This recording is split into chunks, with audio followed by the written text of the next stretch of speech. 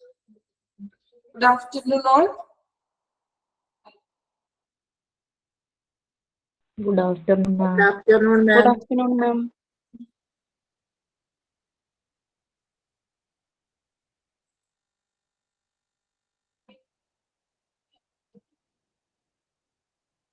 Okay, so നമുക്ക് class start ചെയ്യാം. കഴിഞ്ഞ ക്ലാസ്സിൽ നമ്മളപ്പോ ടേബിൾ വരെയാണ് പറഞ്ഞു നിർത്തിയത് അല്ലേ? ആണോ? ടേബിൾ വരെയല്ലേ patient area, administrative area, clinical area അത് വരെയല്ലേ എടുത്തത്? ഓക്കെ, നമുക്ക് ജസ്റ്റ് ഒന്നും കൂടി നോക്കാം. പേഷ്യന്റ് ഏരിയയിൽ വരുന്നത് എന്തൊക്കെയാണ്? Entrance, reception, registration, record room, waiting area, snack bar and ATM machine. Administrative ഏരിയയിൽ വരുന്നത് administrator office, public relation office, accounts, billing, security, transport, then storeroom. അതുപോലെ ക്ലിനിക്കൽ ഏരിയ ചികിത്സാപരമായിട്ട് വരുന്നത് എവിടെയൊക്കെയാണ്? Consultation, examination room, dressing room, physiotherapy, blood bank and radiology. Clear ആണല്ലോ? അപ്പൊ അത് പഠിക്കാം കേട്ടോ ക്ലിയർ ആയിട്ട്. ദെൻ നെക്സ്റ്റ് നമ്മൾ ഇനി നോക്കാൻ പോകുന്നത് ഒരു ഫ്ലോ പാറ്റേൺ ആണ്. ഒരു ക്ലയൻസ് പേഷ്യന്റ് OPD വരുന്ന ആ ഒരു ഫ്ലോ പാറ്റേൺ ആണ്. നമ്മള് കുഞ്ഞു ക്ലാസ്സിൽ പഠിച്ചിട്ടില്ലേ? നിങ്ങള് ഉച്ചയിലൊക്കെ പഠിച്ചിട്ടില്ലേ? അതുപോലെ നമ്മളൊരു പേഷ്യന്റ് ഹോസ്പിറ്റലിലേക്ക് വരുന്ന, നമ്മൾ ഹോസ്പിറ്റലിലേക്ക് പോകുന്ന ആ ഒരു സിറ്റുവേഷൻ ഒന്ന് നോക്കാം. ആദ്യം നമ്മൾ എന്ത് ചെയ്തു? എൻക്വയറിയിൽ വന്നു, രജിസ്ട്രേഷൻ എടുത്തു, ഷീറ്റൊക്കെ എടുത്തു, നമ്പറൊക്കെ ടോക്കൺ ഒക്കെ എടുത്തു. എന്നിട്ട് നമ്മൾ എന്ത് ചെയ്തു? വെയിറ്റിംഗ് ഹാളിൽ വെയിറ്റ് ചെയ്തിരുന്നു. ദെൻ അതിനുശേഷം ഡോക്ടറെ കണ്ടു. കൺസൾട്ടേഷൻ റൂമിൽ പോയി നമ്മൾ ഡോക്ടറെ കണ്ടു. അതിനുശേഷം ഇൻവെസ്റ്റിഗേഷൻ ആൻഡ് ഫെസിലിറ്റീസ്, ഡോക്ടർ നമ്മളുടെ അന്വേഷണങ്ങളൊക്കെ നടത്തി. എന്നിട്ട് എന്ത് ചെയ്തു? മെഡിസിൻ ഒക്കെ എഴുതി തന്നു. എന്നിട്ട് നമ്മൾ എവിടെ പോയി? ഫാർമസിയിലേക്ക് പോയി മെഡിസിൻ വാങ്ങിച്ചു. ദെൻ ശേഷം എന്ത് ചെയ്തു? എക്സിറ്റ് ചെയ്തു. കണ്ടോ? ഇതാണ് ഒരു ഫ്ലോ ചാർട്ട് മോഡലിൽ നമുക്ക് തന്നിരിക്കുകയാണ്. നമ്മൾ ഒരു ഹോസ്പിറ്റലിലേക്ക് ആദ്യം പോകുന്നു, എൻക്വയറി, ദെൻ നമ്മൾ എന്ത് ചെയ്തു? രജിസ്ട്രേഷൻ എടുത്തു, വെയിറ്റിംഗ് ഹാളിൽ വെയിറ്റ് ചെയ്തിരുന്നു, ഡോക്ടറെ കണ്ടു. അതുപോലെ ഡോക്ടറെ കണ്ടതിന് ശേഷം ഇൻവെസ്റ്റിഗേഷൻസ് ഒക്കെ എടുത്തു അല്ലെ? അതായത് ഡോക്ടറുടെ ട്രീറ്റ്മെന്റ്സ് കാര്യങ്ങളൊക്കെ ചെയ്തു. അതിനുശേഷം നമ്മൾ ഫാർമസിയിൽ പോയി മെഡിസിൻ വാങ്ങിച്ചു, ദെൻ എക്സിറ്റ് ചെയ്തു. ഫ്ലോ ചാർട്ട് ക്ലിയർ ആയോ? നമ്മൾ പോകുന്ന ആ ഒരു സിറ്റുവേഷൻ ഒന്ന് ആലോചിച്ചാൽ മാത്രം മതി. ക്ലിയർ ആയില്ലേ? വലിയ ബുദ്ധിമുട്ട് പാടില്ലാലോ. നമ്മൾ ചെയ്യുന്ന ഒരു കാര്യമാണ്. നമ്മൾ ഒരു ഹോസ്പിറ്റലിൽ പോയിട്ട് ചെയ്യുന്ന കാര്യങ്ങളാണ് ഈ പറഞ്ഞത് ഫ്ലോ ചാർട്ട് നോക്കിയാൽ. ഓക്കെ, നെക്സ്റ്റ് വീണ്ടും ഒരു ടേബിൾ ആണ്. നമ്മൾ കഴിഞ്ഞൊരു ടേബിൾ നോക്കി. അതുപോലെ ഇവിടെ വരുന്നത് എക്യുപ്മെന്റ്സ്, ഹോസ്പിറ്റലിലെ ഉപകരണങ്ങളെ പറ്റിയുള്ള ഒരു ടേബിൾ ആണ് അല്ലെ? നമുക്കറിയാം, നിങ്ങളിപ്പോ ടേബിൾ നോക്കണ്ട. ഇൻവെസ്റ്റിഗേഷൻ എന്ന് വെച്ചാൽ അന്വേഷണങ്ങൾ അല്ലെ? ഡോക്ടർ നമ്മളുടെ രോഗത്തിന്റെ കാരണങ്ങളും മറ്റു കാരണങ്ങളൊക്കെ തിരക്കി അന്വേഷിക്കില്ലേ? അതിനാണ് ഇൻവെസ്റ്റിഗേഷൻ എന്ന് പറയുന്നത് കേട്ടോ. അപ്പൊ നമ്മൾ ഒരു ഹോസ്പിറ്റലിൽ ചെല്ലുമ്പോൾ ഒത്തിരി എക്യുപ്മെന്റ്സ് നമ്മൾ കണ്ടിട്ടുണ്ടല്ലോ. ഏതൊക്കെയാണ് നിങ്ങൾ കണ്ടിരിക്കുന്ന എക്യുപ്മെന്റ്സുകൾ? ഒന്ന് കമന്റ് ചെയ്യൂ പെട്ടെന്ന്. എന്തൊക്കെയാണ് നിങ്ങൾ ഓരോരുത്തരും ഓരോ ഹോസ്പിറ്റലിൽ ചെല്ലുമ്പോൾ കണ്ടിരിക്കുന്ന എക്യുപ്മെന്റ്സ് എന്തൊക്കെയാണ്? നിങ്ങൾ തന്നിരിക്കുന്ന ടേബിൾ നോക്കണ്ട കേട്ടോ. അല്ലാതെ തന്നെ നമ്മൾ നോർമലി ഒരു ഹോസ്പിറ്റലിൽ പോകുമ്പോൾ കാണാറുള്ള ഉപകരണങ്ങൾ എന്തൊക്കെയാണ്? ബി പി നോക്കുന്ന മെഷീൻ കാണാറുണ്ട്, നെബുലൈസർ കാണാറുണ്ട്. ടേബിൾ നോക്കിയോ? ടേബിൾ നോക്കണ്ട, ടേബിൾ നോക്കാതെ തന്നെ പറഞ്ഞോളൂ. സിഗ്നോമാനോമീറ്റർ, BP, സിറിഞ്ച്, പൾസ് നോക്കുന്നത്, സ്റ്റെതസ്കോപ്പ്. ഓക്കെ, ഇതെന്തൊക്കെയാണ്? X-ray, fluid, x-ray, weight machine, variety ഒക്കെ വരുന്നുണ്ട് കേട്ടോ. Okay, x-ray, scanning, thermometer, ECG.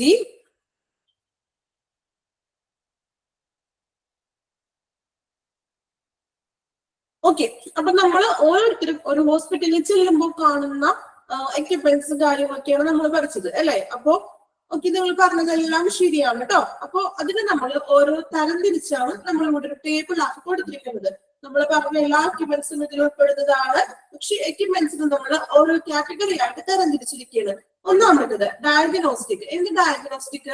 രോഗനിർണയത്തിന് വേണ്ടിയിട്ടുള്ള എക്യുപ്മെന്റ്സുകൾ എന്തൊക്കെയാണെന്നാണ് ഫസ്റ്റ് വൺ പറയുന്നത്. ഡയഗ്നോസ്റ്റിക്കിൽ പറയുന്നത് ഏതൊക്കെയാണ്?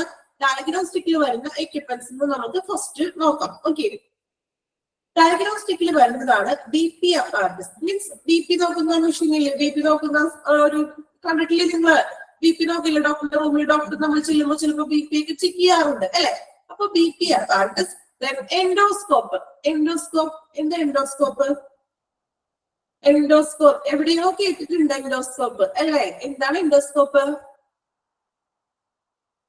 എൻഡോസ്കോപ്പി ട്യൂബാണ്. ഓക്കെ, ട്യൂബാണ്. എന്തിനു വേണ്ടിയിട്ടാണ് എൻഡോസ്കോപ്പ് ചെയ്യുന്നത്? നമ്മള് ഉള്ളിലൂടെ. ഓക്കെ,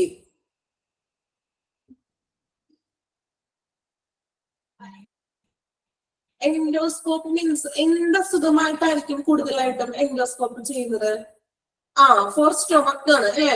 വയറിനുള്ളിൽ ഇപ്പൊ ഗ്യാസ്ട്രിക് ആയിട്ടുള്ള പ്രോബ്ലംസോ അല്ലെങ്കിൽ വയറിനുള്ളിലെ പ്രശ്നങ്ങളൊക്കെ മനസ്സിലാക്കാൻ വേണ്ടിയിട്ട് നമ്മൾ എന്ത് ചെയ്യുന്നു? വയറിന്റെ അകം കാണുന്നതിന് വേണ്ടിയിട്ട് ഒരു ചെറിയൊരു ട്യൂബ് കടത്തി ചെയ്യുന്ന ഒരു ട്രീറ്റ്മെന്റ്, ആ ഒരു എക്യുപ്മെന്റിനെയാണ് നമ്മൾ എൻഡോസ്കോപ്പ് അല്ലെങ്കിൽ എൻഡോസ്കോപ്പി എന്ന് പറയുന്നത്. റിലേറ്റഡ് ടു സ്റ്റൊമക്ക് കേട്ടോ. സ്റ്റൊമക് മുകളിലൊന്ന് എഴുതി വെച്ചോളൂ, സ്റ്റൊമക് ഒന്ന് എഴുതി വെച്ചോളൂ കേട്ടോ. Endoscope stomach. Okay, portable X-ray. എന്താ പോർട്ടബിൾ എക്സ്റേ? പോർട്ടബിൾ ചാർജർ എന്നൊക്കെ നമ്മൾ പറയാറുണ്ട്. പോർട്ടബിൾ എക്സ്റേ എന്ന് പറഞ്ഞാൽ മൂവ് ചെയ്യിക്കാൻ പറ്റുന്ന തരത്തിലുള്ള എക്സ്റേ. നമുക്ക് എവിടെ വേണമെങ്കിലും ക്യാരിങ് ആയിട്ട് കൊണ്ടുപോകാം, മൂവ് ചെയ്യിക്കാം. എന്താണ് പോർട്ടബിൾ എക്സ്റേ എന്ന് പറയുന്നത്? Portable USG. എന്താണ് USG? USG കേട്ടിട്ടുണ്ടോ? USG അൾട്രാസൗണ്ട് സ്കാനിങ് ആണ്. നമ്മള് പ്രഗ്നൻസി ടൈമില് സ്കാനിങ്ങില് അൾട്രാസൗണ്ട് സ്കാനിങ് എന്നൊക്കെ കേട്ടിട്ടുണ്ടോ? പ്രഗ്നൻസി ടൈമിലൊക്കെയാണ് കൂടുതലും അൾട്രാസൗണ്ട് സ്കാനിങ് ഒക്കെ ഉപയോഗിക്കുന്നത്. അപ്പൊ USG എന്ന് പറയുന്നത് അൾട്രാസൗണ്ട് സ്കാനിങ് ആണ്. Okay, echo. നമുക്കറിയാം ഹാർട്ടിന്റെ നമ്മളുടെ ആ ഒരു മീൻസ് ഹൃദയമിടിപ്പും കാര്യങ്ങളൊക്കെ അളക്കുന്ന വേണ്ടി നമ്മൾ ഉപയോഗിക്കുന്നതാണ് എക്കോ. അപ്പോ ഡയഗ്നോസ്റ്റിക്കില് ഇത്രയും എക്യുപ്മെന്റ്സ് ആണ് ഉൾപ്പെടുന്നത്: BP, endoscope, portable X-ray, portable USG, echo. Okay, clear ആയോ? ഇനി നെക്സ്റ്റ് വൺ നമുക്ക് നോക്കാം. തെറാപ്റ്റിക്കിൽ വരുന്നത്. തെറാപ്റ്റിക് മീൻസ് ചികിത്സാപരമായിട്ട് വരുന്ന മെഷീൻസ്, അതായത് ചികിത്സയ്ക്ക് വേണ്ടി ഉപയോഗിക്കുന്ന മെഷീൻസ് എന്തൊക്കെയാണെന്നാണ് നോക്കാൻ പോകുന്നത്. First one nebuliser. എല്ലാവർക്കും സുപരിചിതമായിട്ടുള്ള ഒരു എക്യുപ്മെന്റ് ആണല്ലോ നെബുലൈസർ. എല്ലാവരും കണ്ടിട്ടുണ്ടോ നെബുലൈസർ? ഇപ്പൊ ഓൾമോസ്റ്റ് നമ്മുടെ എല്ലാവരുടെ വീടുകളിലൊക്കെ കാണും അല്ലെ? നമ്മൾക്ക് കുഞ്ഞു കുട്ടികളൊക്കെ ഉള്ളവർക്കാണെങ്കിൽ ഇതുപോലെ അലർജിയുടെ അല്ലെങ്കിൽ വിട്ടുമാറാത്ത ചുമ, കഫക്കെട്ട് അല്ലെങ്കിൽ ശ്വാസം മുട്ടലൊക്കെ വരുന്നവരാണെങ്കിൽ നമുക്ക് വീട്ടിൽ തന്നെ നമുക്ക് നെബുലൈസർ വെച്ചിട്ട് ഡോക്ടറിന്റെ ഒരു പ്രിസ്ക്രിപ്ഷനോട് കൂടി ആ മെഡിസിൻ വാങ്ങിച്ചിട്ട് നമുക്ക് എന്ത് ചെയ്യാം? വീട്ടിൽ വെച്ച് തന്നെ നെബുലൈസേഷൻ ചെയ്യാം അല്ലെ? നിങ്ങൾ ഈ കൂട്ടത്തിൽ ഒത്തിരി പേരുടെ വീട്ടിൽ ഉണ്ടാവുമല്ലോ നെബുലൈസേഷൻ മെഷീൻ ഉണ്ടോ? ഓക്കെ, ഒരാളുടെ വീട്ടിലുണ്ട്. 2 പേരുടെ ഉണ്ട് കേട്ടോ. കുറച്ച് പേരുടെ ഭൂരിഭാഗം കുറച്ച് പേരുടെ വീട്ടിൽ ഉണ്ടാകും അല്ലേ? അല്ലെങ്കിൽ ഇതൊക്കെ നമ്മുടെ വീട്ടിലുണ്ടെങ്കിൽ വളരെ ഉപകാരമാണ്. നമുക്ക് അത്യാവശ്യ സമയത്ത് പെട്ടെന്ന് ലൈറ്റിന്റെ ബുദ്ധിമുട്ടൊക്കെ വന്നാലും നമുക്ക് തന്നെ ആ മെഡിസിൻസ് കാര്യങ്ങളുണ്ടെങ്കിൽ നെബുലൈസേഷൻ ചെയ്യാവുന്നതേ ഉള്ളൂ. ഓക്കെ, അപ്പൊ നെബുലൈസർ നമുക്കറിയാലോ. വേറെ നെക്സ്റ്റ് ഒന്നും പറയണ്ട. Next one laryngoscope. എന്താ ലാറിംഗോസ്കോപ്പ്? എവിടെയെങ്കിലും കേട്ടിട്ടുണ്ടോ? ലാറിംഗോസ്കോപ്പ് കേട്ടിട്ടുണ്ടോ? ഓക്കെ, കുഴപ്പമില്ല. പുതിയ പുതിയ വാക്കുകൾ കേൾക്കണേയുള്ളൂ. നമുക്ക് പഠിക്കാം. ലാറിംഗോസ്കോപ്പ് ആണ് ലാറിങ്സിനുള്ളത്. ഓക്കെ, ലാറിങ്സ് ശരിയാണ്. അതായത് നമ്മളുടെ ശ്വാസനാളത്തിലേക്കും അല്ലെങ്കിൽ നമ്മളുടെ വോയിസ് ബോക്സിലോട്ട് അല്ലെ? കുറച്ചു പേരൊക്കെ അറിയാന്ന് പറഞ്ഞിട്ടുണ്ട് കേട്ടോ. ശ്വാസനാളത്തിലും വോയിസ് ബോക്സിലേക്കും നോക്കാൻ വേണ്ടി ഡോക്ടർമാർ ചിലപ്പോൾ ഒരു ചെറിയൊരു ഉപകരണമാണ് ഈ ലാറിംഗോസ്കോപ്പ് എന്ന് പറഞ്ഞാൽ. അപ്പോ ഈ ലാറിംഗോസ്കോപ്പ് ചെയ്യുന്നത് ഈ ഒരു നമ്മളുടെ ഒരു എന്താണ് തൊണ്ടയിലേക്കും ശ്വാസനാളത്തിലേക്കും അല്ലെങ്കിൽ ഈ വോയിസ് ബോക്സിലേക്കൊക്കെ നോക്കാൻ വേണ്ടി ചികിത്സിക്കുന്ന ഒരു രീതിയാണ് ഈ ലാറിംഗോസ്കോപ്പ്. ചെറിയൊരു ഉപകരണമാണ്. വോയിസ് ബോക്സിലോട്ടും നമ്മളുടെ ഈ ശ്വാസനാളത്തിലേക്ക് നമ്മൾ ചികിത്സിക്കുന്നതിന്റെ ഉപകരണമാണ് ലാറിംഗോസ്കോപ്പ്. ലാറിംഗോസ്കോപ്പി, ലാപ്രോസ്കോപ്പി അല്ല കേട്ടോ, ലാറിംഗോസ്കോപ്പ് ആണ്. ലാറിംഗോസ്കോപ്പ്. ഓക്കെ, നിങ്ങൾക്ക് ഞാൻ ഇത് കഴിഞ്ഞിട്ട് ചെറിയൊരു 1 വേർഡിൽ എഴുതി തരാം കേട്ടോ. പേടിക്കണ്ട, എന്താണെന്നുള്ളത് 1 വേർഡിൽ ഒരു ഒറ്റ സെന്റൻസ് പോലെ പറഞ്ഞു തരാം കേട്ടോ. അപ്പോ ലാറിംഗോസ്കോപ്പ് എന്ന് പറയുന്നത് എന്താണ്? നമ്മൾ പറഞ്ഞു വോയിസ് ബോക്സിലോ ശ്വാസനാളത്തിലോ വരുന്ന പ്രശ്നങ്ങളെ മനസ്സിലാക്കാൻ വേണ്ടി നമ്മൾ ഡോക്ടർ അതിനു വേണ്ടിയിട്ട് ഉപയോഗപ്പെടുത്തുന്ന ചെറിയൊരു ഉപകരണമാണ് ഈ ലാറിംഗോസ്കോപ്പ് എന്ന് ഉദ്ദേശിക്കുന്നത്. Next one bronchoscope. ബ്രോങ്കോസൈറ്റ് പഠിച്ചിട്ടുണ്ട്. എന്താ ബ്രോങ്കോസൈറ്റ് മീൻസ്? ബ്രോങ്കോസൈറ്റ് പഠിച്ചിട്ടുണ്ടോ? ഒരു ഡിസീസ്. എന്താ ബ്രോങ്കോസൈറ്റ്? ലങ്സിനെ അഫക്ട് ചെയ്യുന്ന അല്ലെ? ദീർഘകാലം നീണ്ടു നിൽക്കുന്ന ഒരു ചുമ, അങ്ങനെയുള്ള കാര്യങ്ങളൊക്കെയാണ് നമ്മൾ എന്ത് പറയുക? ബ്രോങ്കോസൈറ്റ് എന്ന് പറയുന്നത്. അപ്പോ ഇവിടെ ബ്രോങ്കോസ്കോപ്പി എന്ന് വെച്ചിട്ടുണ്ടെങ്കിൽ എന്താണ്? ബ്രോങ്കോസ്കോപ്പി എന്ന് പറഞ്ഞിട്ടുണ്ടെങ്കിൽ നമ്മളുടെ ഈ ശ്വാസകോശങ്ങളിലെയും വാൽവുകളിലെയും പരിശോധിക്കാൻ വേണ്ടി, ശ്വാസകോശങ്ങളും അതിന്റെ ശ്വാസകോശ വാൽവുകളെയും പരിശോധിക്കാൻ വേണ്ടി, ശ്വാസകോശ സംബന്ധമായിട്ടുള്ള അസുഖങ്ങൾക്കാണ് കൂടുതലും ഈ ബ്രോങ്കോസ്കോപ്പി ചെയ്തത് അല്ലെ. വിട്ടുമാറാത്ത ചുമ, ആസ്മ അങ്ങനെയുള്ള അസുഖങ്ങളൊക്കെ ഇല്ലേ, അതിനൊക്കെയാണ് ഈ ബ്രോങ്കോസ്കോപ്പി ചെയ്യുന്നത്. ഒരു ചെറിയൊരു നേർത്ത ട്യൂബാണ് നമ്മൾ മൂക്കിലൂടെയോ അല്ലെങ്കിൽ വായുടെയോ തൊണ്ടയിലൂടെയോ ശ്വാസകോശത്തിലേക്ക് കടത്തി വിടുകയാണ് ചെയ്യുന്നത്, ബ്രോങ്കോസ്കോപ്പിയിലൂടെ ചെയ്യുന്നത്. ഓക്കെ, അപ്പൊ ബ്രോങ്കോസ്കോപ്പി വൺ വേർഡിൽ എഴുതി തരാം, പേടിക്കണ്ട കേട്ടോ, എഴുതി തരാം, പറഞ്ഞു തരാം നോട്ട്സ് കേട്ടോ. അപ്പോ തെറാപ്റ്റിക്കൽ വരുന്നതാണ് നെബുലൈസർ, ലാറിംഗോസ്കോപ്പ്, ബ്രോങ്കോസ്കോപ്പ്. ഓക്കെ, ഇനി നെക്സ്റ്റ് വരുന്നത് മോണിറ്ററിംഗിൽ വരുന്നത്. മോണിറ്റർ ചെയ്യുന്ന മെഷീൻസ് നമ്മളെ ഹോസ്പിറ്റലിൽ പോകുമ്പോൾ കണ്ടിട്ടില്ലേ? ഏതൊക്കെയാണ് മോണിറ്റർ ചെയ്യുന്ന മെഷീൻസ്? മോണിറ്റർ ചെയ്യുന്നത് വെച്ചാൽ മനസ്സിലായില്ലേ? ഒരു കമ്പ്യൂട്ടർ സിസ്റ്റത്തിൽ ഇങ്ങനെ മോണിറ്ററിംഗ് കാണിക്കൊണ്ടിരിക്കുന്നത്, വേവ് ലെങ്ത് ഒക്കെ കാണിക്കില്ലേ? ECG, അതുപോലെ കാർഡിയാക് മോണിറ്റർ, ഹൃദയത്തിന്റെ ഹൃദയമിടിപ്പുകൾ കാണിക്കുന്നത്, അതുപോലെ പൾസ് നോക്കുന്നത് അല്ലെ, പൾസ് ഓക്സിമീറ്റർ, പൾസ് നോക്കുന്നത്. അപ്പോ മെയിൻ ആയിട്ട് 3 എക്യുപ്മെന്റ് ആണ് മോണിറ്ററിംഗിൽ വരുന്നത്. Pulse oximeter, cardiac monitor and ECG machine. Okay, clear ആയോ? ഓക്കെ, ഇനി നെക്സ്റ്റ് വൺ ഇൻസ്ട്രുമെന്റ്സ്, മറ്റ് ഉപകരണങ്ങൾ എന്തൊക്കെയാണെന്ന് നോക്കാം. First one IV set. എവിടെയെങ്കിലും കേട്ടിട്ടുണ്ടോ IV സെറ്റ്? ഓക്കെ, എവിടെയാണ് നിങ്ങൾ IV സെറ്റ് എന്ന് കേട്ടിരിക്കുന്നത്? എന്താണ് IV സെറ്റ്? ഫ്ലൂയിഡ് ഇടാൻ അല്ലെ. Okay, cannula. ഓക്കെ, നിങ്ങൾ പറഞ്ഞെല്ലാം കണക്റ്റിംഗ് ആണ്, കുഴപ്പമില്ല. നമ്മൾ ട്രിപ്പ് ഇടൂലേ, നമ്മൾ ഹോസ്പിറ്റലിൽ കിടന്ന് ട്രിപ്പൊക്കെ ഇട്ട് കിടക്കൂലേ ഹോസ്പിറ്റലിൽ? അപ്പോ നിങ്ങൾ കണ്ടിട്ടുണ്ടാവും, ആ ട്രിപ്പിലൂടെ വളരെ നേർത്ത ഓരോ തുള്ളിയായിട്ട് സ്ലോ ആയിട്ടല്ലേ ആ ഒരു ക്യാനിലേക്ക് കൂടി നമ്മുടെ കയ്യിലേക്ക് ആ ട്രിപ്പ് ഇടുമ്പോൾ കയറുന്നത് അല്ലെ. മരുന്ന് നമ്മുടെ കയ്യിൽ സിറിഞ്ചിലൂടെ ആ ഒരു ക്യാനിലേക്ക് കൂടി പാസ് ചെയ്തത് ഓരോ ഡ്രോപ്പ് തുള്ളിയായിട്ട് വീണുകൊണ്ടല്ലേ. അപ്പൊ ആ ഒരു സംഭവം ഇതുകൊണ്ട് ഫ്ലൂയിഡ്, അതിന്റെ ഒരു ചെറിയൊരു വൈറ്റ് കളറിലൊരു സംഭവം അതിന്റെ അറ്റത്തായിട്ട് കാണാറുണ്ടോ? കണ്ടിട്ടുണ്ടോ? നിങ്ങൾ ശ്രദ്ധിച്ചിട്ടുണ്ടോ എപ്പോഴെങ്കിലും? ഒരു ചെറിയൊരു വൈറ്റ് പ്ലാസ്റ്റിക്കിന്റെ പോലത്തെ ഒരു സംഭവം. അപ്പോ ഇപ്പൊ നമുക്കൊരു ട്രിപ്പ് ഇട്ട് ഒരു ഉച്ചക്ക് ഒരു കുറച്ചു നേരം കഴിഞ്ഞിട്ട് ഒരു ട്രിപ്പ് ഒരു ഹാഫ് ആയി കഴിയുമ്പോ ചിലപ്പോൾ നഴ്സുമാർ വന്നിട്ട് അതിൽ ഇങ്ങനെ ഒന്ന് അഡ്ജസ്റ്റ് ചെയ്യും അല്ലെ. ഓക്കെ, അതായത് അഡ്ജസ്റ്റ് ചെയ്യുമ്പോൾ കുറച്ചും കൂടി ആ തുള്ളിയുടെ സ്പീഡ് കൂടും അല്ലെ. നമ്മൾ ഓർക്കും ഇതിന് എപ്പോ തീരാനാണോ, വളരെ സ്ലോ ആയിട്ടല്ലേ വരുന്നത്. അപ്പൊ ഈ ഒരു വൈറ്റ് കളറിലെ ഒരു പ്ലാസ്റ്റിക്കിന്റെ ഒരു ചെറിയൊരു സംഭവമാണ്, അതിനാണ് നമ്മൾ IV സെറ്റ് എന്ന് പറയുന്നത്. അതായത് ആ ഒരു ഫ്ലൂയിഡിന്റെ ഒരു ഒഴുക്കിനെ നിയന്ത്രിക്കാൻ വേണ്ടി, കൺട്രോൾഡ് ചെയ്യാൻ വേണ്ടി. അത് നമുക്ക് സ്വയം ചെയ്യാൻ പാടില്ല, അത് നഴ്സുമാർ വന്നിട്ട് എന്ത് ചെയ്യും, കുറച്ചിങ്ങനെ കൂട്ടിക്കൊടുക്കും. ലാസ്റ്റ് ആകുമ്പോൾ അവർ ഇത്തിരി സ്പീഡ് കൂട്ടിക്കൊടുക്കും. അപ്പൊ പെട്ടെന്ന് തുള്ളിയായിട്ട് ഇങ്ങനെ വീണുകൊണ്ടിരിക്കും ഇല്ലേ. ഇപ്പൊ മനസ്സിലായ എന്താണ് IV സെറ്റ് എന്ന്? മനസ്സിലായോ? ഓൾമോസ്റ്റ് എല്ലാവർക്കും മനസ്സിലായോ? ഓക്കെ, ഇനി ഇത് കാണാത്തവരുണ്ടെങ്കിൽ ഇനി എപ്പോഴെങ്കിലും എന്തെങ്കിലും ആരെങ്കിലും വിസിറ്റ് ചെയ്യാൻ പോകുമ്പോഴോ അങ്ങനെ ഹോസ്പിറ്റലിൽ പോകുമ്പോ ഈ IV സെറ്റ് എന്ന് പറഞ്ഞ സംഭവം ഒന്ന് നോക്കിയേക്കണേ. ഓക്കെ, അപ്പൊ IV set. Next one tracheostomy. എന്താ ട്രാക്കിയോസ്റ്റോമി എന്ന് പറഞ്ഞാൽ കേട്ടിട്ടുണ്ടോ? ട്രാക്കിയോസ്റ്റോമി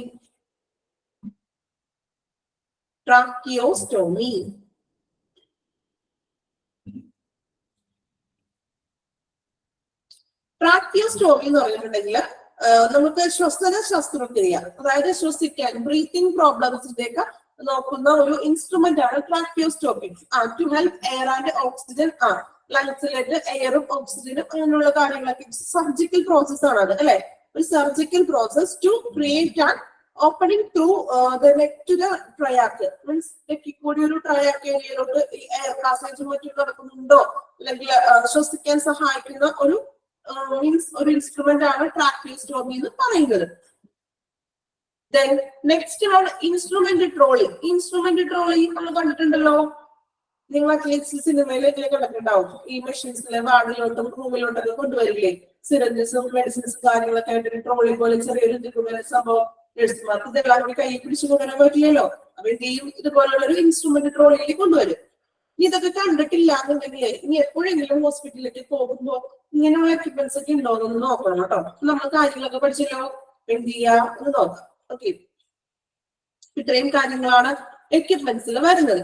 ക്ലിയർ ആയെന്ന് വിചാരിക്കുന്നു. ഇത് കഴിഞ്ഞിട്ട് ഞാൻ നോട്ട്സ് തരാം കേട്ടോ, ചെറിയൊരു കുഞ്ഞു നോട്ട് തരാം. അപ്പൊ കുറച്ചും കൂടി ക്ലിയർ ഐഡിയ കിട്ടും.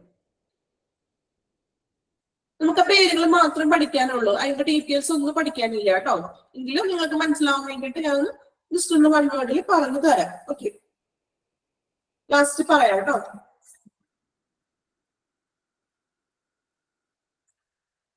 Next one, functions of OPD. ഇനി എന്തൊക്കെയാണ് ഒരു OPDയുടെ ഫങ്ഷൻസ് എന്നാണ് നമ്മൾ പറയാൻ പോകുന്നത്. നമ്മൾ OP എന്താണെന്ന് പറഞ്ഞു, OPDയുടെ ലൊക്കേഷൻ പറഞ്ഞു, അങ്ങനെ കുറച്ച് കാര്യങ്ങൾ അവിടെ എക്യുപ്മെന്റ്സുകളും കാര്യങ്ങളൊക്കെ പഠിച്ചു. ഇനി നമ്മൾ പഠിക്കാൻ പോകുന്നത് ഫങ്ഷൻസ് ഓഫ് OPD. എന്താണ് ഒരു OPDയുടെ ധർമ്മങ്ങൾ? പോയിന്റ്സ് ആയിട്ടാണ് തന്നിരിക്കുന്നത്, നോക്കാം. First point, early diagnosis, corrective, preventive and rehabilitative care on ambulatory basis. എന്താണ് ഡയഗ്നോസിസ്? ഏർലി ഡയഗ്നോസിസ്, നേരത്തെയുള്ള രോഗനിർണയം. Corrective and preventive. Preventive means എന്താണ്? പ്രതിരോധം അല്ലെങ്കിൽ തടയുക. കറക്റ്റീവ് മീൻസ് രോഗശമനം, രോഗത്തെ ശമിപ്പിക്കുക. Corrective means രോഗശമനം. അറിയാത്തവരാണെങ്കിൽ മലയാളത്തിൽ എഴുതി വെച്ചോളൂ. അപ്പോ ഫസ്റ്റ് പോയിന്റ് പറയുന്നത് ആംബുലേറ്ററി ബേസിസിലുള്ള ഒരു നേരത്തെയുള്ള രോഗനിർണയവും രോഗപ്രതിരോധവും രോഗശമനവും നൽകുക. ഓക്കെ, കറക്റ്റീവ്, രോഗശമനം. Then second point, effective treatment on ambulatory basis. Ambulatory basis effective ആയിട്ടുള്ള ട്രീറ്റ്മെന്റ്സുകൾ, ഫലപ്രദമായിട്ടുള്ള ചികിത്സ നൽകുക. ഈ ആംബുലേറ്ററി ബേസിസ് ഉദ്ദേശിക്കുന്നത് എന്താണ്? നമ്മൾ നോർമലി ചികിത്സാപരമായിട്ട് പറയുന്നതാണ് ആംബുലേറ്ററി ബേസിസ്. അതായത് ഇപ്പോ നമ്മള് മീൻസ് ഒരു പേഷ്യന്റിന്റെ ഒരു സർജറി കഴിഞ്ഞ പേഷ്യന്റ് ആണെങ്കിൽ സർജറി കഴിഞ്ഞ് ഓപ്പറേഷൻ തിയേറ്ററിൽ നമ്മൾ റൂമിലേക്ക് മാറ്റി അപ്പൊ തന്നെ ഡിസ്ചാർജ് ഒന്നും ചെയ്യില്ലല്ലോ.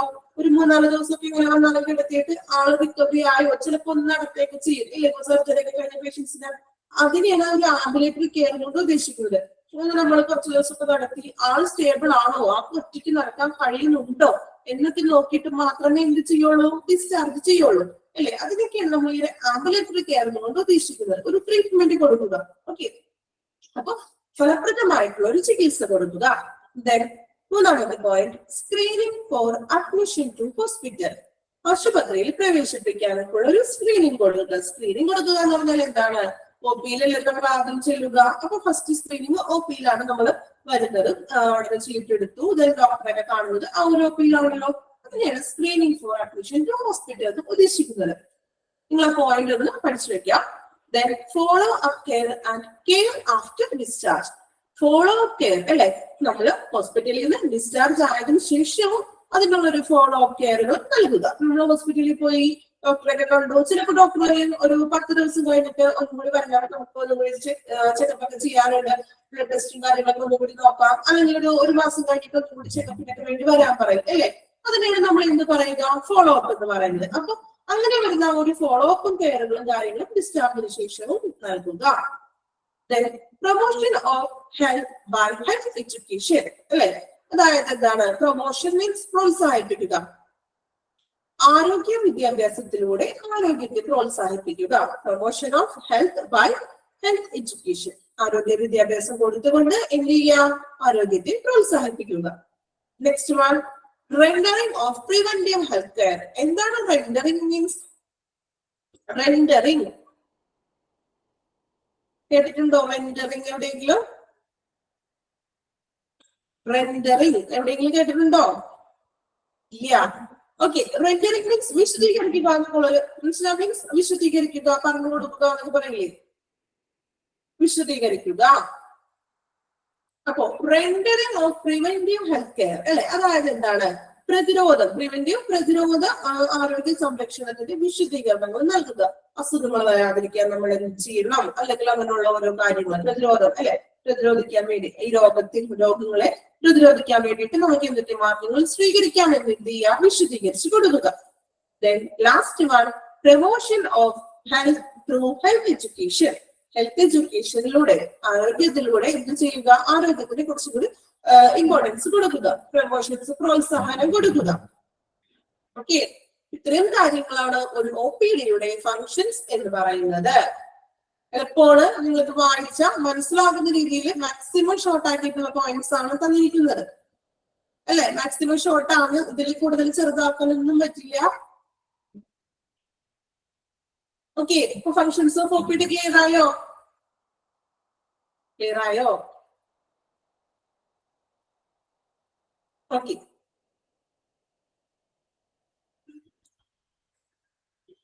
ദെൻ നിങ്ങൾ കയ്യിൽ കോപ്പി ഉള്ളവരാണെങ്കിൽ കോപ്പി എടുത്തോളൂ, അല്ലെങ്കിൽ നോട്ട്ബുക്സ് ഉണ്ടോ? ഓൾറെഡി എടുത്തുണ്ടോ നിങ്ങളുടെ കയ്യിൽ നോട്ട്ബുക്ക് ഉണ്ടോ? എല്ലാവരുടെ കയ്യിൽ നോട്ട്ബുക്ക് ഉണ്ടോ? ഓക്കെ, എങ്കിൽ നിങ്ങൾ നോട്ട്ബുക്ക് എടുത്തോളൂ, എന്നിട്ടൊന്ന് എഴുതാം. ചാപ്റ്ററിന്റെ പേരൊന്ന് കൊടുത്തേക്കണേ, ഔട്ട് പേഷ്യന്റ് ഡിപ്പാർട്ട്മെന്റ് എന്ന് കൊടുത്തോളൂ കേട്ടോ. നോട്ട്ബുക്ക് പെട്ടെന്ന് തന്നെ എടുക്കുക, ഔട്ട് പേഷ്യന്റ് ഡിപ്പാർട്ട്മെന്റ് എന്ന പേര് കൊടുക്കുക.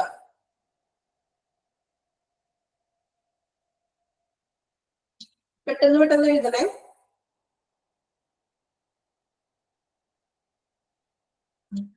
ഫസ്റ്റ് വൺ എഴുതിക്കോളൂ, ലാറിംഗോസ്കോപ്പ് കേട്ടോ. എന്താണ് ലാറിംഗോസ്കോപ്പ് എന്ന്?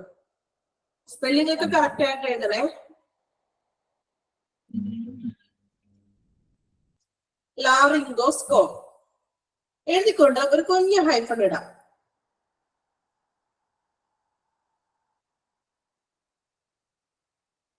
എഴുതിയ ലാറിംഗോസ്കോപ്പ് എന്ന്?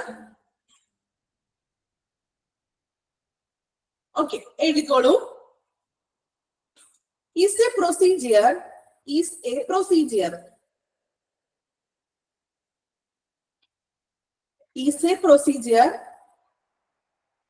healthcare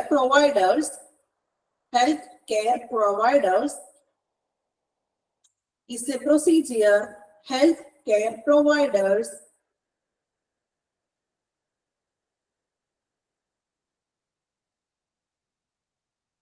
use to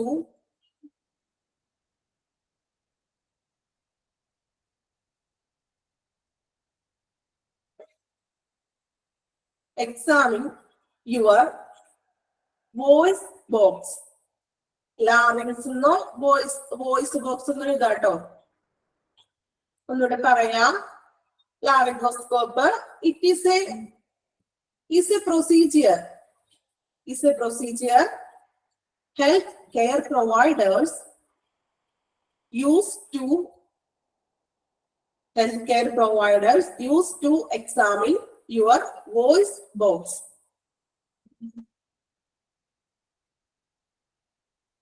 Complete ആയോ?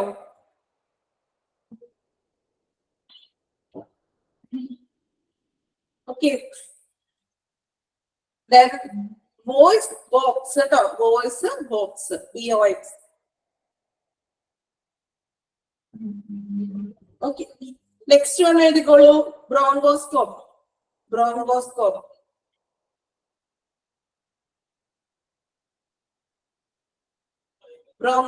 എന്ന് എഴുതാം, ഒരു ഹൈഫൻ ഇടാം.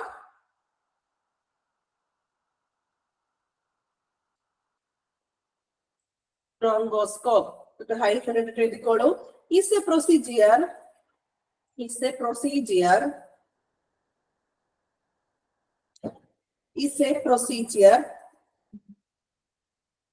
that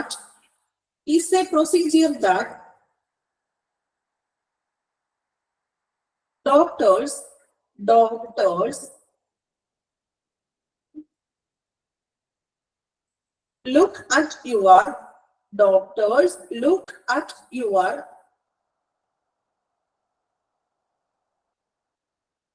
lungs, LUNGS, lungs and air passages,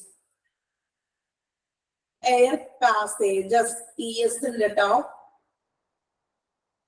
Once more, is a procedure that doctors look at your lungs and air passages. Complete ആയോ?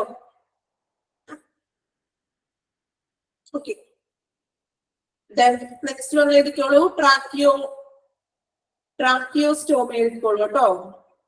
tracheostomy.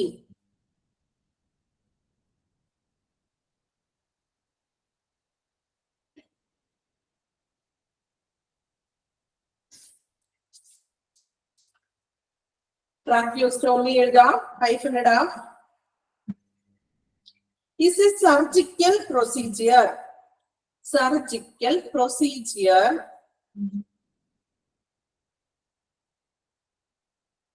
is a surgical procedure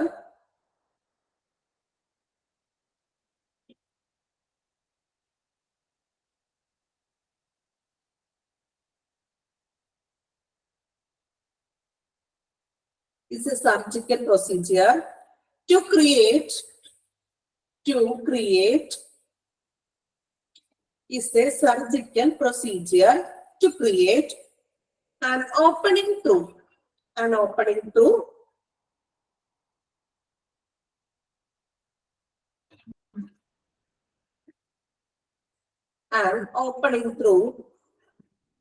the neck കഴുത്തിലേക്ക് neck the neck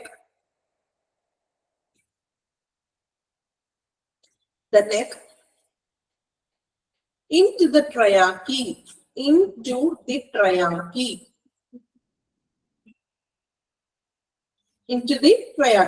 ഒന്നുകൂടെ പറയണോ? ഒന്നുകൂടെ repeat ചെയ്യണോ? Okay. ട്രാക്കിയോസ്റ്റോമി ആണ്. Is a surgical procedure. It's a surgical procedure to create an opening. Is a surgical procedure to create an opening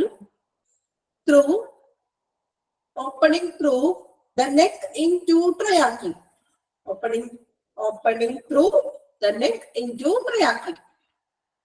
ട്രയാക്കിയുടെ spelling നമ്മളുടെ അതിനകത്ത് ട്രാക്കിയോസ്റ്റോമി ഇല്ലേ, ആ ഒരു സെയിം സ്പെല്ലിംഗ് തന്നെ TARCHEO പകരം എന്താണ് എ കൊടുക്കുക, അത്രേ ഉള്ളൂ കേട്ടോ. കമന്റ് ഇട്ടിട്ടുണ്ട് കേട്ടോ, നിങ്ങളുടെ ഫ്രണ്ട്സ് തന്നെ കമന്റ് ഇട്ടിട്ടുണ്ട്, നോക്കാം. USG വേണോ? USG എഴുതണോ? എന്താ USGയുടെ full form? USG full form അറിയോ? ആദ്യമേ ഫുൾ ഫോം എഴുതിക്കോളൂ, അറിയില്ലെങ്കിൽ എഴുതിക്കോളൂ കേട്ടോ. USGയുടെ ഫുൾ ഫോം എഴുതാം, ultrasound sonography. Full form അങ്ങനെ കേട്ടോ, അൾട്രാസോണിക് എന്നല്ല, കറക്റ്റ് ആയിട്ടുള്ള term ultrasound sonography, USG. Ultrasound sonography.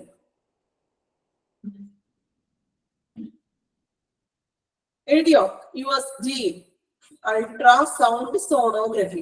അങ്ങനെ തന്നെ വേണം കേട്ടോ, കറക്റ്റ് ആയിട്ടുള്ള ടൈം അത് തന്നെയാണ്, അൾട്രാസൗണ്ട് സോണോഗ്രഫി. എഴുതിയാൽ മാത്രം ശരിയാവണം കേട്ടോ.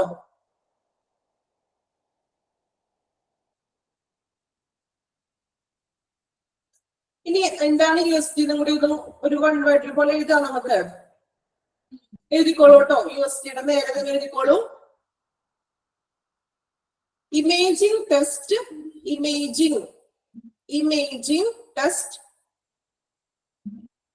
USG ആണ് പറയുന്നത്. Imaging test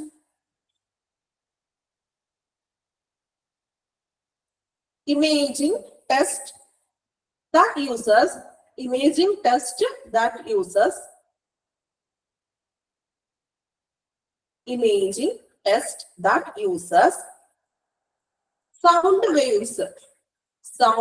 waves to create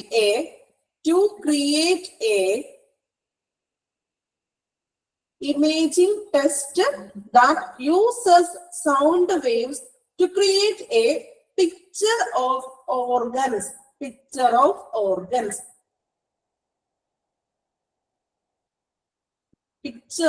organs.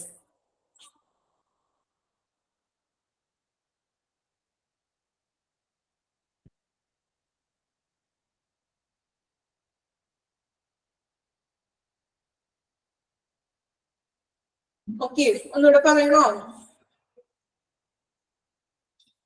ഒന്നുകൂടെ റിപ്പീറ്റ് ചെയ്യുന്നോ? എഴുതി കഴിഞ്ഞു എല്ലാവരും? ഓക്കെ, കംപ്ലീറ്റ് ആയില്ലേ? USG എന്ന് പറഞ്ഞാല് അൾട്രാസൗണ്ട് സോണോഗ്രഫി. പറയുകയാണെങ്കിൽ Imaging test done use sound waves to create a picture of organs. Complete ആയില്ലേ?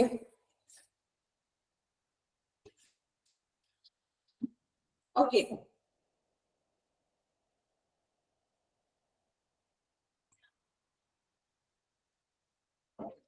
Then next നമ്മൾ functions നോക്കി.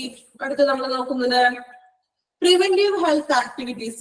പ്രതിരോധ മീൻസ് പ്രതിരോധ ഹെൽത്ത് ആക്ടിവിറ്റീസുകൾ, ആരോഗ്യ പ്രവർത്തനങ്ങൾ എന്തൊക്കെയാണ് ഇന്ന് ചെയ്യാൻ പോകുന്ന പ്രതിരോധ ആരോഗ്യ പ്രവർത്തനങ്ങളാണ് നമ്മൾ ഇന്ന് നോക്കാൻ പോകുന്നത്. എന്തൊക്കെയാണെന്ന് നോക്കാം. First one, well baby clinics അല്ലെ, കുട്ടികൾക്ക് വേണ്ടി മാത്രം കൊണ്ടുവരുന്ന ബേബി ക്ലിനിക്സുകൾ. അതുപോലെ ANC. എന്താണ് ANC? ഓർമ്മയുണ്ടോ? ANC പറഞ്ഞു പോയ കാര്യങ്ങളാവട്ടെ ക്ലാസ്സില്. ANC എന്താണ്?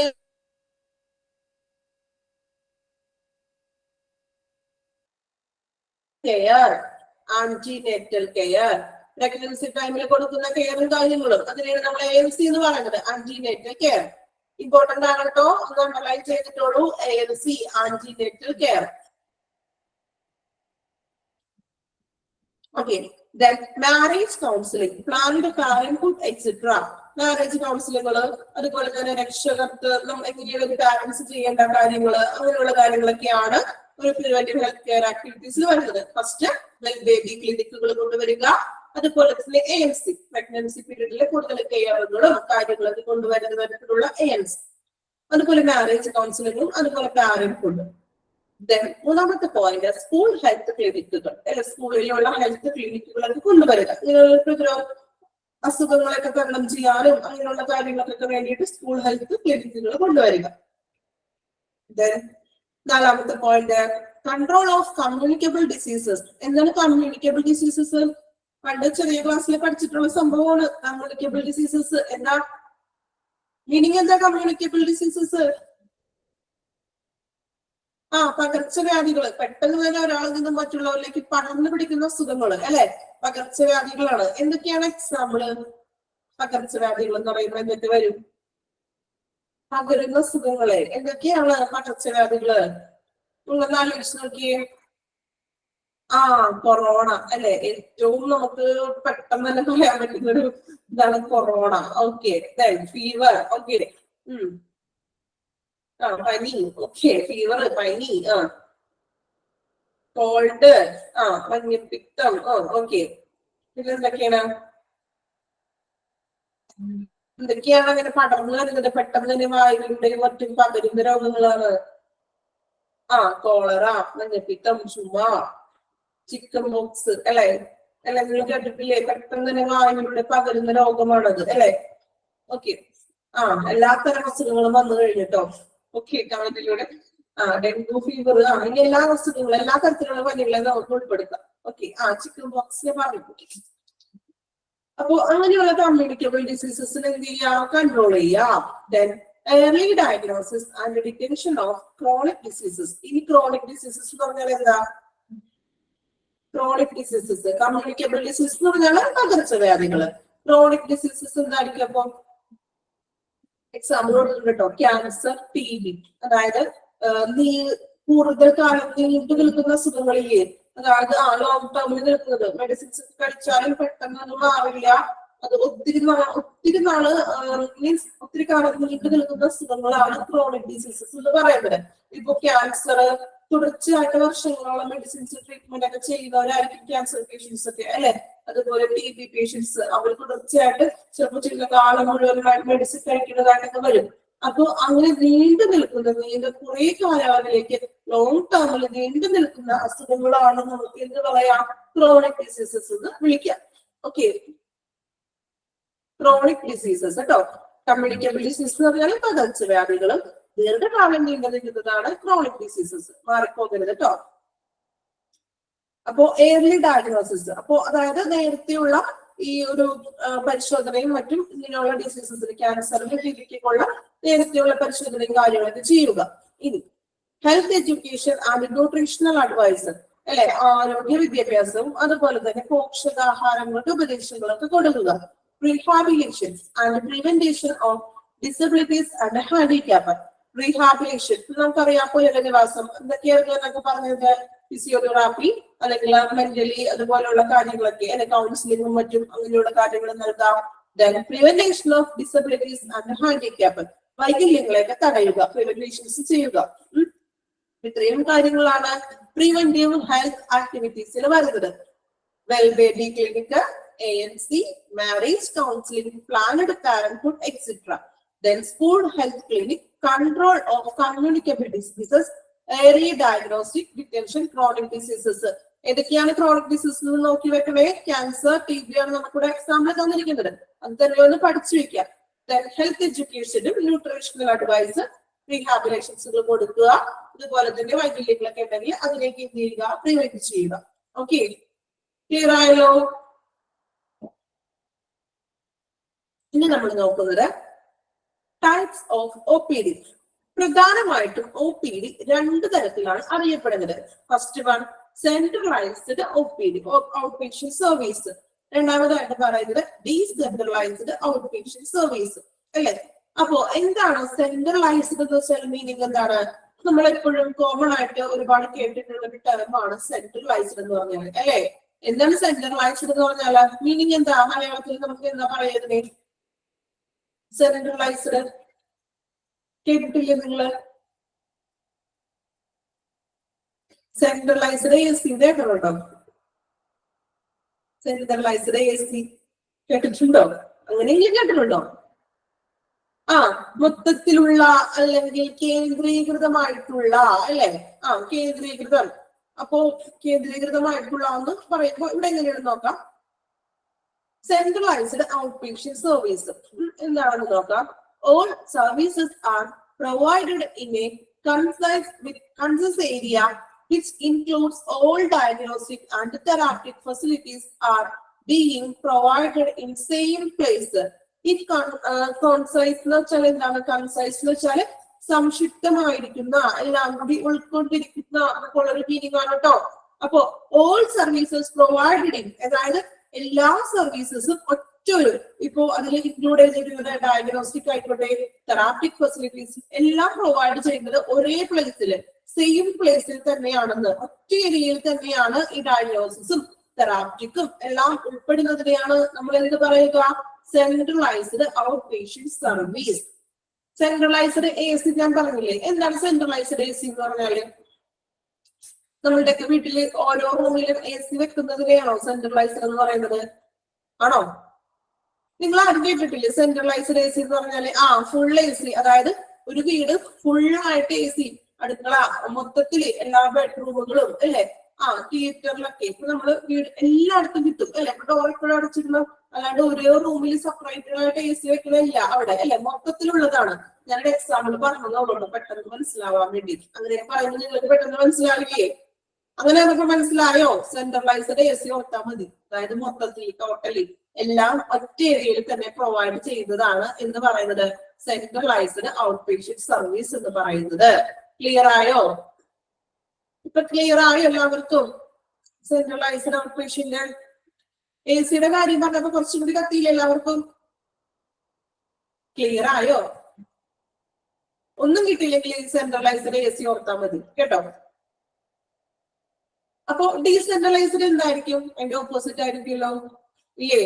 ഡീസെൻട്രലൈസ്ഡ് എന്ന് പറഞ്ഞാൽ എന്തായിരിക്കും? അപ്പോ സെപ്പറേറ്റ് ഓരോ റൂമിലും AC വെക്കുന്നു.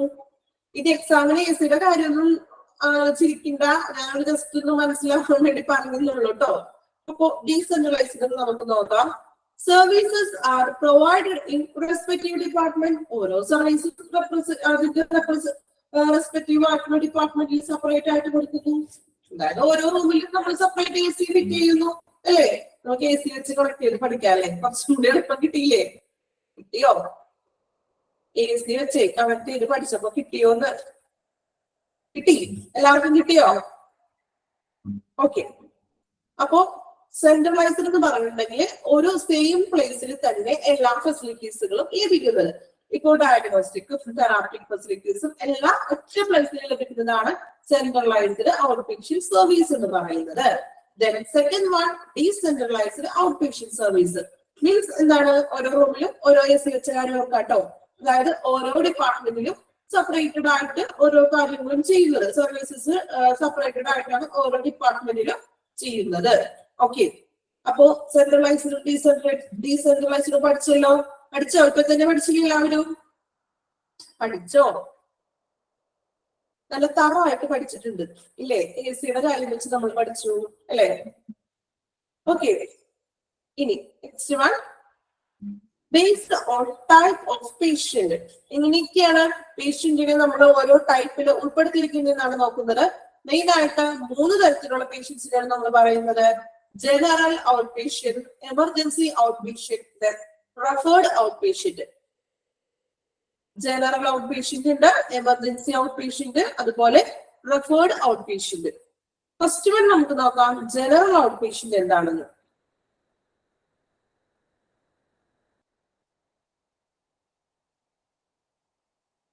നോക്കാം, ജനറൽ ഔട്ട് പേഷ്യന്റുകൾ all patients other than emergencies who report directly to OPD. Emergency patients ഒഴികെ വരുന്ന എല്ലാ പേഷ്യൻസും ഫസ്റ്റിലെ റിപ്പോർട്ട് ചെയ്യുന്നത് എവിടെയാണ്? OP-യിലാണ് അല്ലെ? അപ്പോ അത്തരത്തിലുള്ള പേഷ്യൻസിനെ നമ്മൾ എന്ത് വിളിക്കുക? General out patients. എല്ലാ പേഷ്യൻസും, എമർജൻസി പേഷ്യൻസ് ഒഴികെയുള്ള എല്ലാ പേഷ്യൻസിനെയും നമുക്ക് ജനറൽ ഔട്ട് പേഷ്യന്റ് വിഭാഗത്തിൽ ഉൾപ്പെടുത്താം. എമർജൻസി പേഷ്യൻസിന് ആദ്യം വന്നുകൊണ്ട് എമർജൻസി ആയിട്ട് കൊണ്ടുവന്നിരുന്ന വ്യക്തിയുടെ ചീട്ടെടുക്കാൻ വേണ്ടി അയാളെ കൊണ്ട് പോകാൻ പറ്റുമോ? അത് ആദ്യം വേണ്ടത് എന്താണ്? ഫർദർ ട്രീറ്റ്മെന്റ് അല്ലേ വേണ്ടത്. അപ്പോ നമുക്ക് ആ പേഷ്യന്റിനെ അതിൽ ഉൾപ്പെടുത്താൻ പറ്റില്ല. അപ്പോ എമർജൻസി അല്ലാതെ വരുന്ന എല്ലാ, എമർജൻസി ഒഴികെ വരുന്ന എല്ലാ പേഷ്യൻസും എന്തിൽ ഉൾപ്പെടുത്താം? ജനറൽ ഔട്ട് പേഷ്യന്റ് ആണ്. ഓക്കെ, ക്ലിയർ ആയോ? മനസ്സിലായോ? എമർജൻസി പേഷ്യന്റ് ഒഴികെ വരുന്ന എല്ലാ പേഷ്യൻസും എമർജൻസി ഡിപ്പാർട്ട്മെന്റ്, എമർജൻസി ഔട്ട് പേഷ്യൻസിൽ പെടുന്നു. അപ്പൊ രണ്ടാമത് നോക്കാം കേട്ടോ. എമർജൻസി ഔട്ട് പേഷ്യന്റ് എന്താണ്? Emergency out patient A person given emergency medical care for A condition. Emergency ആയിട്ട് വരുന്ന കണ്ടീഷൻസിൽ കൊടുക്കുന്ന ആ ഒരു പേഷ്യൻസ് ആണ് എമർജൻസി ഔട്ട് പേഷ്യന്റ്. ആ പറയുന്ന പേര് പോലെ തന്നെ വ്യക്തമല്ലേ? ആണോ? എമർജൻസി പേഷ്യൻസ് ആണ് emergency out patient. Okay, then third one, referred out patient. എന്താണ് referred out patient എന്ന് നോക്കാം. referred out patient, a patient referred to OPD. patient referred to OPD by his practitioner for specific treatment. പ്രത്യേകമായിട്ടുള്ള specific ട്രീറ്റ്മെന്റിന് വേണ്ടി ഒരു രോഗി തന്നെ പ്രാക്ടീഷണറിന്റെ OP-യിലേക്ക് refer ചെയ്യുന്നതിനെയാണ് refer out patient പറഞ്ഞാൽ. Referred ആ വേർഡിൽ തന്നെയുണ്ട്, റെഫർ ചെയ്യുന്ന പേഷ്യന്റ്. ഓക്കെ, 3 ക്ലിയർ ആയോ? First one general out patient. എന്താ ജനറൽ ഔട്ട് പേഷ്യന്റ് എന്ന് പറഞ്ഞാൽ? എമർജൻസി ഒഴികെ വരുന്ന മറ്റു പേഷ്യൻസ് ആണ് ജനറൽ ഔട്ട് പേഷ്യന്റ്. എമർജൻസി എന്ന് പറഞ്ഞാൽ എമർജൻസി മെഡിക്കൽ കെയറിന് വേണ്ടി വരുന്ന പേഷ്യൻസ് ആണ് എമർജൻസി. റെഫേർഡ് എന്ന് പറഞ്ഞിട്ടുണ്ടെങ്കിൽ റെഫർ ചെയ്യുന്ന പേഷ്യൻസ്, പ്രത്യേകം ഡോക്ടർ റെഫർ ചെയ്യുന്ന. ഇപ്പൊ അതിൽ നമുക്ക് ട്രാൻസ്ഫർ പേഷ്യൻസിനെ ഉൾപ്പെടുത്താം. അതായത് ഡോക്ടർ റെഫർ ചെയ്യുന്ന പേഷ്യൻസ് ആണ് റെഫേർഡ് ഔട്ട് പേഷ്യന്റ് എന്ന് പറയുന്നത്. ക്ലിയർ ആയോ? എളുപ്പമാണ്, വലിയ ബുദ്ധിമുട്ടില്ലാത്തൊരു ഭാഗം തന്നെയാണിത് അല്ലെ?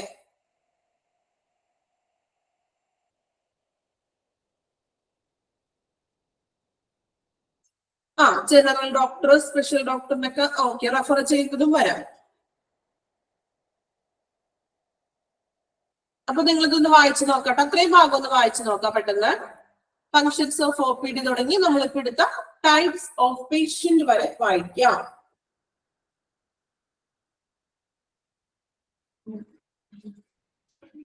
വായിച്ചു നോക്കാം കേട്ടോ. ഇത്രയും എടുത്ത ഭാഗങ്ങളൊന്ന് വായിക്കാം.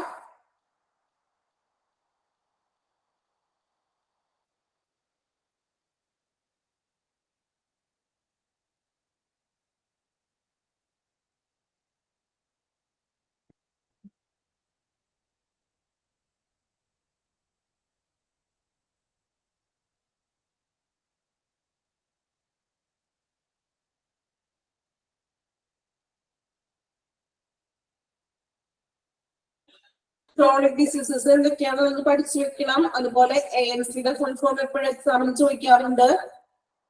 ക്രോണിക് ഡിസീസസ് ഐഡന്റിഫൈ ചെയ്യാൻ വരാറുണ്ട് എക്സാമിന്. കമ്മ്യൂണിക്കേബിൾ ഡിസീസസും ഒന്ന് രണ്ടെണ്ണം ഒന്ന് നോക്കി വെച്ചോളൂ കേട്ടോ.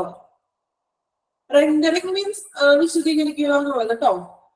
പ്രതിരോധ ഹെൽത്ത് കെയർ മാർഗങ്ങളൊക്കെ ഇല്ലേ, ഇപ്പൊ നമ്മള് ഓരോരോ കാര്യങ്ങൾ അസുഖങ്ങൾ വരാണ്ടിരിക്കാൻ എന്ത് ചെയ്യണം, അങ്ങനെയുള്ള കാര്യങ്ങൾ പ്രതിരോധിക്കാനായിട്ടുള്ള പ്രതിരോധ മാർഗങ്ങളൊക്കെ ഒന്ന് വിശദീകരിക്കുക. ഫങ്ഷൻസ് നിങ്ങൾ എന്തുകൊണ്ടൊന്ന് വായിച്ചു നോക്കിക്കോളൂ കേട്ടോ, വലിയ ബുദ്ധിമുട്ടില്ലാതെ ഒന്ന് മനസ്സിലാക്കി വെക്കാം. പ്രിവെന്റീവില് ANC ഇമ്പോർട്ടൻസ് കൊടുത്ത് പഠിക്കുക. അതുപോലെ കമ്മ്യൂണിക്കബിൾ ഡിസീസസ് എന്തൊക്കെയാണെന്ന് നോക്കി വെക്കാം. ദെൻ ക്രോണിക് ഡിസീസസ് ഏതൊക്കെയാണെന്നും ഒന്ന് രണ്ടും ഒന്ന് നോക്കി വെക്കണേ.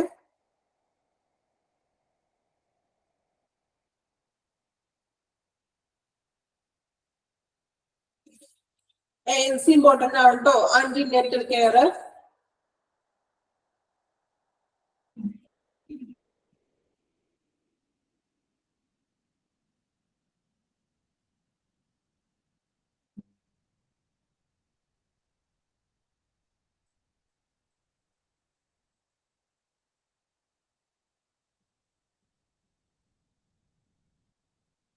അറിയാത്തവരാണെങ്കിൽ നിങ്ങൾ എഴുതിയിട്ടോളൂ കേട്ടോ.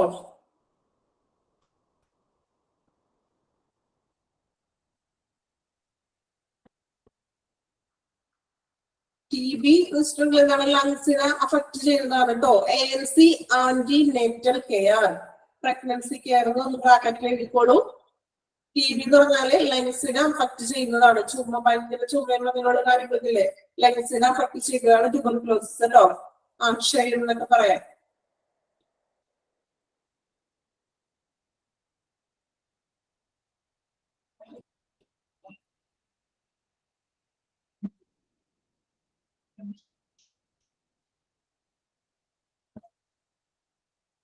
ടൈപ്പ് ഓഫ് OPD വായിക്കണേ, പെട്ടെന്നായിക്കോട്ടെ.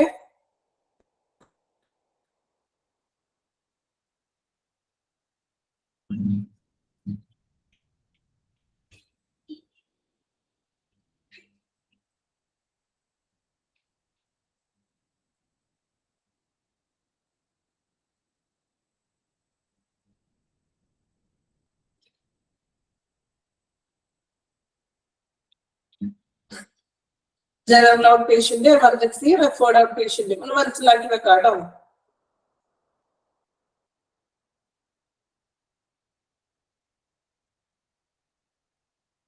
വായിച്ചോ? കംപ്ലീറ്റ് ആയോ?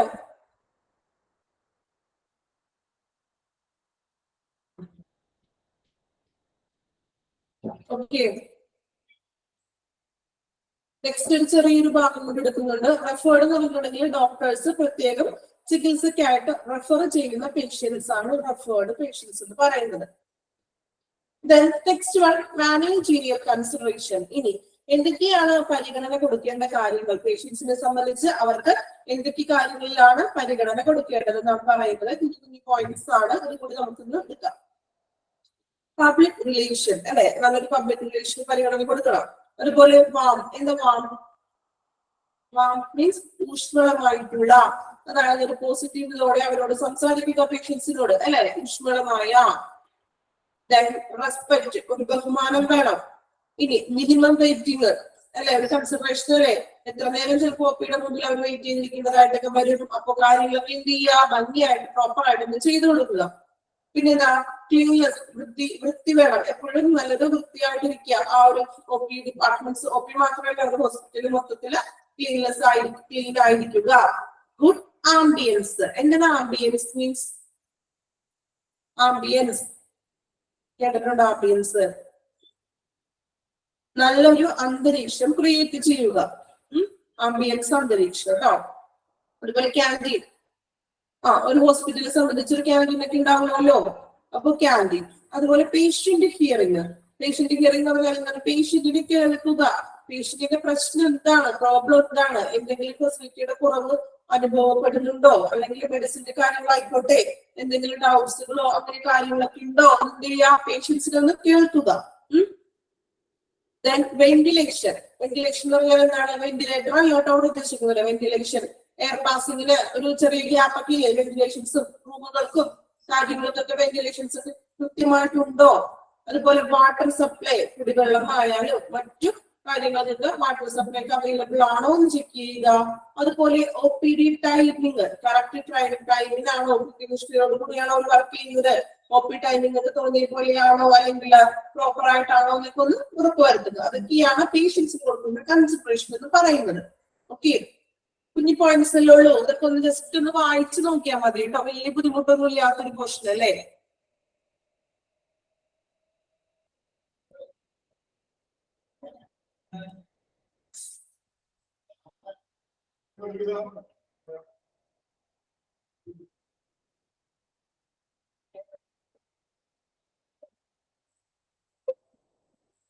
ഓക്കെ, ഇത്രയും പോർഷൻ എടുക്കുന്നുള്ളത് വളരെ കുറച്ച് ഭാഗം എടുത്തിട്ടുള്ളൂ കേട്ടോ. അത് നല്ല രീതിയിൽ മനസ്സിലാക്കിയിട്ട് വേണം നമുക്ക് അടുത്ത ഭാഗത്തിലേക്ക് പോകാൻ. ഓക്കെ, ക്ലിയർ ആയോ? വലിയ ബുദ്ധിമുട്ട് തോന്നി? ഈ ഒരു ചാപ്റ്റർ എളുപ്പമല്ലേ?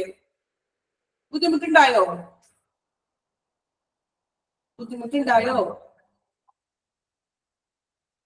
ഓക്കെ, നിങ്ങൾക്ക് ഡൗട്ട്സ് ഒക്കെ ഉണ്ടെങ്കിൽ ചോദിച്ചോളൂ. ലാസ്റ്റ് ഒരു 5 മിനിറ്റ്സ് നമ്മൾ അങ്ങോട്ട് ചെയ്തിട്ടുണ്ട് കേട്ടോ. നമുക്ക് ക്ലാസ്സിനിടയിൽ അങ്ങനെ ചോദിക്കുമ്പോൾ അതൊരു ഡിസ്റ്റർബ് ആവുമല്ലോ, അതുകൊണ്ടാണ് കേട്ടോ. ഓക്കെ, എല്ലാവർക്കും തന്നെ മനസ്സിലാകുന്നുണ്ടോ? ഫോളോ ചെയ്യാൻ പറ്റുന്നുണ്ടോ ക്ലാസ്? ഫോളോ ചെയ്യാൻ പറ്റും. ഓക്കെ, സ്പീഡ് ഉണ്ടായിരുന്നോ? സ്പീഡ് കൂടിയോ? ഇല്ല, കുഴപ്പമില്ല. ഓക്കെ, നിങ്ങൾ സ്പീഡ് അങ്ങനെ ഭയങ്കരമായിട്ട് സ്പീഡ് കൂട്ടുന്നുണ്ടെങ്കിൽ പറയണോ കേട്ടോ. നിങ്ങൾ പറഞ്ഞില്ലേ ചിലപ്പോ അങ്ങനെ എന്താ പറയാ സ്പീഡിൽ എടുക്കുന്നതല്ല, ചിലപ്പോ നമ്മള് കണ്ടിന്യൂസ് ആയിട്ട് ഇങ്ങനെ ക്ലാസ് എടുത്തുകൊണ്ടിരിക്കണല്ലേ, അപ്പൊ അതിന്റെ ഒരു ഫ്ലോയിൽ ചിലപ്പോ ചെറുതായിട്ട് സ്പീഡിൽ പോയി പോകും കേട്ടോ. അപ്പൊ അങ്ങനെ ഒട്ടും മനസ്സിലാക്കാൻ പറ്റുന്നില്ല, ഭയങ്കര സ്പീഡിൽ ടീച്ചർ പോവുകയാണെങ്കിൽ എന്ത് ചെയ്യാം, അപ്പൊ തന്നെ കമന്റ് ചെയ്ത് പറഞ്ഞാൽ മതി കേട്ടോ. മാക്സിമം ഭയങ്കര സ്ലോ ആയിട്ട് നമുക്ക് പോകാൻ പറ്റില്ല കേട്ടോ. ഭയങ്കര സ്ലോവിൽ പോയാലും നിങ്ങൾക്ക് ബുദ്ധിമുട്ടാണ്, നമുക്കും എടുക്കുമ്പോ അതൊരു വളരെ ബോറിംഗ് ആയിട്ട് തോന്നും ഇല്ലേ. ഞാൻ വളരെ സ്ലോവിൽ ഇങ്ങനെ പയ്യെ പറഞ്ഞാല് ഈ സമയത്തൊക്കെ ആണെങ്കിൽ ഉറക്കം വരാനൊക്കെ ചാൻസ് ഉണ്ട് ഇല്ലേ. നല്ലൊരു ഉറക്കത്തിന്റെ സമയമൊക്കെയാണ്. ഇതിൽ എത്ര പേർക്ക് ഉറക്കം വരുന്നുണ്ട്, ഉറങ്ങിപ്പോയി എന്നൊക്കെ എനിക്കറിയില്ല അല്ലെ, പറയാൻ പറ്റില്ല. നമ്മൾ ആരും കാണുന്നില്ല അല്ലെ. ഉറക്കമൊക്കെ വരുന്നില്ല ചെറുതായിട്ട്? പറ്റുന്നുണ്ടോ? സത്യസന്ധമായിട്ട് പറഞ്ഞേ, ഉറക്കമൊക്കെ വന്ന ടൈമല്ലേ? അതെ, വരാറുണ്ട്. അപ്പൊ ആ ഒരു ടൈമിൽ ഞാൻ വളരെ പതുക്കി ഇങ്ങനെ സ്ലോ ആയിട്ട് പറഞ്ഞാൽ എന്തായിരിക്കും നിങ്ങളുടെ ഒരു അവസ്ഥ? നിങ്ങൾ ഉറങ്ങിപ്പോവും, ആരും ക്ലാസ് ശ്രദ്ധിക്കില്ല. അപ്പൊ കുറച്ചിങ്ങനെ സ്പീഡപ്പായിട്ടൊക്കെ പറഞ്ഞു പോകുമ്പോ നിങ്ങൾക്ക് വലിയ ബുദ്ധിമുട്ടില്ലല്ലോ. ചിലപ്പോ ഞെട്ടിയെങ്കിലും എണീക്കൂല ഇങ്ങനെ പറയാൻ വെച്ചിട്ട് ഇല്ലേ. ഓക്കെ, എല്ലാ ക്ലാസ്സുകളൊക്കെ നല്ല രീതിയിലൊക്കെ അറ്റൻഡ് ചെയ്യുന്നുണ്ടല്ലോ അവരും? കുഴപ്പമൊന്നുമില്ലല്ലോ? എല്ലാ ടീച്ചേഴ്സിന്റെ ക്ലാസ് ഒക്കെ അറ്റൻഡ് ചെയ്യുന്നില്ലേ? മോക്ക് ടെസ്റ്റ് ഒക്കെ ചെയ്യണം കേട്ടോ. അപ്പോ ഓക്കെ, ഇനി ഡൗട്ട്സ് ഒന്നും ഇല്ലല്ലോ. നെക്സ്റ്റ് ക്ലാസ്സിൽ കാണാം കേട്ടോ. മൺഡേയിലെ നമുക്ക് ഇനി ക്ലാസ് വരുന്നത്. നോക്കണം, നോക്കിയാലോ. Okay, thank you all.